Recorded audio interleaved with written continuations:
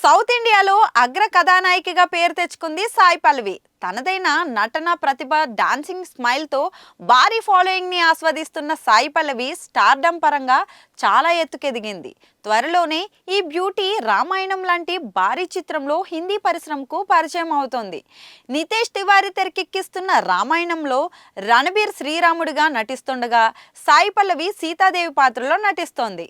ఈ సినిమా తర్వాత కూడా సాయి పల్లవి హిందీలో నటించేందుకు గ్రీన్ సిగ్నల్ ఇచ్చింది. తదుపరి బాలీవుడ్ అగ్ర కథానాయకుడు అమీర్ ఖాన్ కుమారుడు జునైద్ ఖాన్ సరసన సాయి పల్లవి నటిస్తోంది. తాజాగా హిందుస్థాన్ టైమ్స్ ఇంటర్వ్యూలో జునైద్ తన కెరీర్ గురించి మాట్లాడుతూ సాయి పల్లవితో సినిమాని కన్ఫర్మ్ చేశారు. 2024 అద్వైత్ చందన్ డైరెక్షన్ వహించిన లవ్యాపా చిత్రాన్ని పూర్తి చేశానని జునైద్ పేర్కొన్నాడు. ఇందులో ఖుషీ కపూర్ కథానాయిక. ఫిబ్రవరిలో విడుదల కానుంది. తన తండ్రి అమీర్ ఖాన్ నిర్మించిన మరో చిత్రం 2025లో విడుదల కానుందని, ఇందులో సాయి పల్లవి కథానాయికగా నటిస్తోందని కూడా తెలిపారు. రెండు ప్రాజెక్టులపైన అతడు ఉత్సాహాన్ని వ్యక్తం చేశాడు. తదుపరి వరుస చిత్రాలతో అవకాశాలు వస్తున్నాయని కూడా జునైద్ అన్నారు.